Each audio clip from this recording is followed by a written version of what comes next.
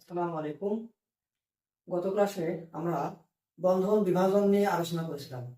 আজকে আমরা free radical, carbonium ion ও carbon ion এই তিনটা বিষয় নিয়ে আলোচনা করব। এখানে কার্বন কার্বন বন্ধন দেখানো হয়েছে।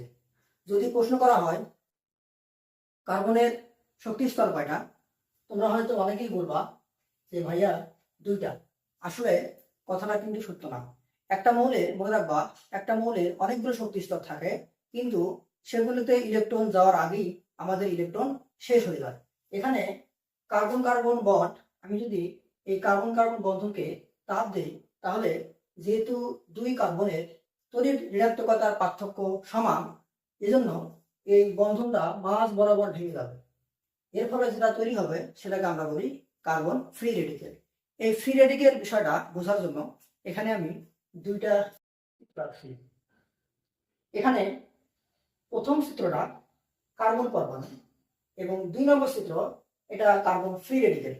একটু খেয়াল করলে আমরা দেখতে পাবো কার্বন ফ্রি রেডিকেল এই চিত্রটা প্রথম শক্তি স্তরে 2টা, দ্বিতীয় শক্তি স্তরে 3টা।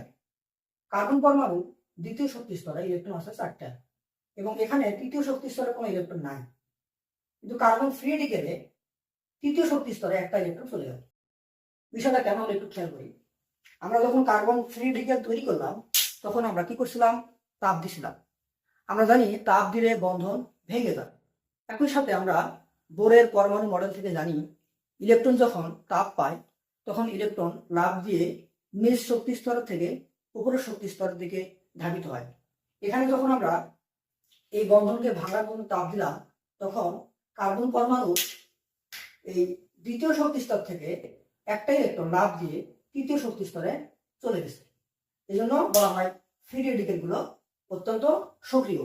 এখন এই ফ্রি রেডিকেলের দুইটা বৈশিষ্ট্য খুবই গুরুত্বপূর্ণ, মনে রাখবা যে আমাদের এই ফ্রি রেডিকেল চার্জ নিরপেক্ষ, অর্থাৎ এদের কোনো চার্জ নেই। 2 নম্বর বৈশিষ্ট্যটা হচ্ছে ফ্রি রেডিকেল অত্যন্ত সক্রিয়। কেন সক্রিয়? আমরা জানি যে আমাদের যে ধাতুগুলো আছে এই ধাতুগুলো অনেক সক্রিয়, কারণ প্রত্যেকটা ধাতুর শেষ কক্ষপথে 1টা 2টা ইলেকট্রন থাকে এবং তারা যখন বিক্রিয়া করে খুব সহজেই তারা ইলেকট্রনগুলো ছেড়ে দিয়ে বিক্রিয়া করতে পারে। এই কারণেই আমরা তাদেরকে বলি যে ধাতুরা খুবই সক্রিয়। অনুরূপভাবে আমাদের এই যে কার্বন ফ্রি রেডিকেল, এখানে এর শেষ কক্ষপথ চতুর্থ শক্তি স্তর, এখানে একটা ইলেকট্রন আছে।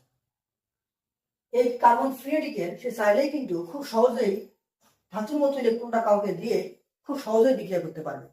এজন্যই বলা হয় এই ফ্রি রেডিকেল অত্যন্ত সক্রিয়। মনে রাখবা, ফ্রি রেডিকেল চার্জ নিরপেক্ষ, ফ্রি রেডিকেল অত্যন্ত সক্রিয়। এবার আসি কার্বনিয়াম আয়ন। আমরা জানি যে বিষম বিভাজনের ফলে আমাদের দুইটা জিনিস তৈরি হয়। একটা হলো কার্বনিয়াম আয়ন বা কার্বোক্যাটায়ন, আর একটা হলো কার্বন আয়ন। আমরা প্রথমে কার্বনিয়াম আয়ন নিয়ে আলোচনা করব। নিয়াম মানে পজিটিভ চার্জ, নিয়াম মানে পজিটিভ চার্জ অথবা কার্বোক্যাটায়ন। কার্বনিয়াম মানে কার্বনের পজিটিভ চার্জ। আমরা এখানে দেখতে পাচ্ছি কার্বন ক্লোরিন বন্ধন। কার্বনের তড়িৎ ঋণাত্মকতার মান 2.5, ক্লোরিনের তড়িৎ ঋণাত্মকতার মান 3। তড়িৎ ঋণাত্মকতা বেশি হওয়ার কারণে বন্ধনজ ইলেকট্রনগুলো ক্লোরিনের কাছাকাছি অবস্থান করতেছে। এই অবস্থায় আমরা যখন তাপ দিব, ক্লোরিন ইলেকট্রন টান দিবে, কার্বন ইলেকট্রন হারাবে, তখন কার্বনের একটা পজিটিভ চার্জ তৈরি হবে। এই যে আমরা কার্বনের পজিটিভ চার্জ পাইলাম, এটাকে বলা হচ্ছে কার্বনিয়াম আয়ন। কার্বনিয়াম আয়ন, নিয়াম মানে পজিটিভ চার্জ অর্থাৎ কার্বোক্যাটায়ন। এবারে কার্বন আয়ন। কার্বন আয়নের ক্ষেত্রে কি হবে? এখানে কার্বনের তড়িৎ ঋণাত্মকতা 2.5, হাইড্রোজেনের তড়িৎ ঋণাত্মকতা 2.1। যেহেতু কার্বনের তড়িৎ ঋণাত্মকতার মান বেশি, স্বভাবতই ইলেকট্রনগুলো কার্বনের কাছাকাছি অবস্থান করবে। এখন আমরা যখন এই বন্ধনে তাপ দেবো তখন কার্বন ইলেকট্রন তুলে নিবে, হাইড্রোজেন ইলেকট্রন হারাবে, তখন কার্বনের একটা নেগেটিভ চার্জ তৈরি হবে। এই যে আমরা কার্বনের নেগেটিভ চার্জ, এটাকে আমরা বলতেছি কার্বনায়ন।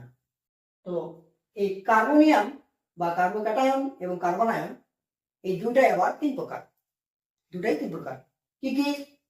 1 নম্বর 1 ডিগ্রি বা প্রাইমারি, 2 ডিগ্রি বা সেকেন্ডারি, 3 ডিগ্রি বা টারশিয়ারি। এই যে আমরা কার্বনিয়াম আয়ন এবং কার্বন আয়নের বিভাজনটা করলাম, এই বিভাজনটা ডিপেন্ডস অন আর। আর কি? আর হচ্ছে অ্যালকাইল মূলক। আর এর সাধারণ সংকেত হচ্ছে CH3। আমরা পরবর্তী ক্লাসে এই অ্যালকাইল মূলক নিয়ে আলোচনা করব। ধন্যবাদ সবাইকে।